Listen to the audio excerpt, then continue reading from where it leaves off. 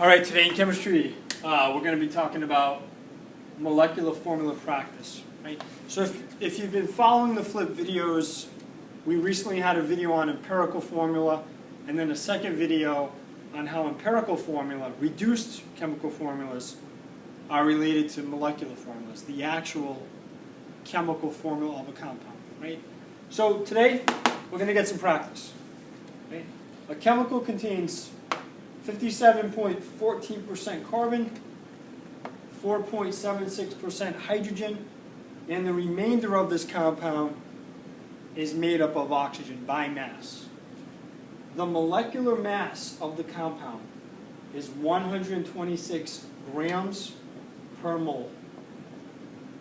Determine its molecular formula. So as always, go back to your notes, try this, pause the video, and we're going to go back to this in a few minutes. All right, so hopefully you followed your steps. Let's take a look at the solution here. All right. So we're given percentages of this compound. So let's assume that we have 100 grams. By doing that, percents are per 100 of anything, right? Percent comes from Latin, right? Percento, per 100. So if we have a 100-gram sample, the percentages of our carbon and our hydrogen simply change from percents to grams, right? So if I take my masses of carbon and hydrogen and I deduct them from a 100-gram sample, I get the remainder, which is oxygen. So now we have a really good starting place. We have the masses of the three elements that make up this substance, and our next step is going to be, let's see what the mole values are. Let's convert these gram values to moles. Because that's how formulas excuse me, are written, right, by mole to mole.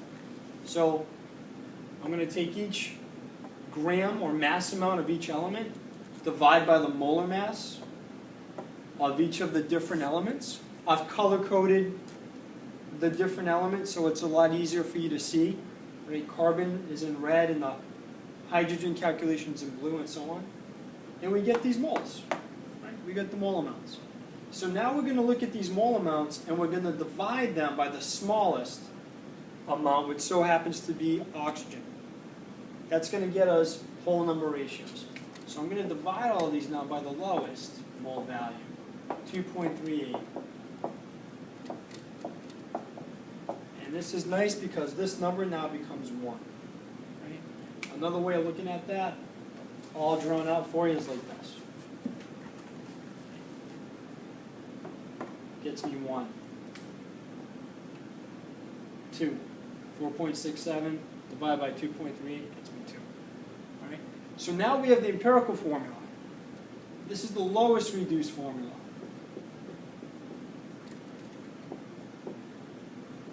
I cannot reduce 2, 2, and 1 any more than I have up here. But they want to know what's the molecular formula. So here's what we're going to do. If we figure out the molar mass of what the empirical formula is, we're going to find that the carbons, the hydrogen, and the oxygens have a mass of 42 grams.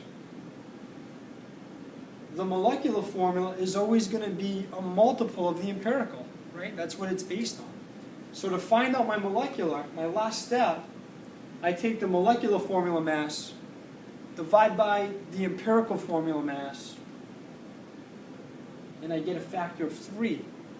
So I have to multiply this empirical formula by a factor of 3 because the molecular formula is 3 times as massive as the empirical formula. So if I multiply 3 throughout the subscripts, I get my molecular formula. I've answered my question. This formula has a molar mass of 126 grams. All right. As always, guys, good luck with this. Take a look at these problems, practice, and I'll see you next time.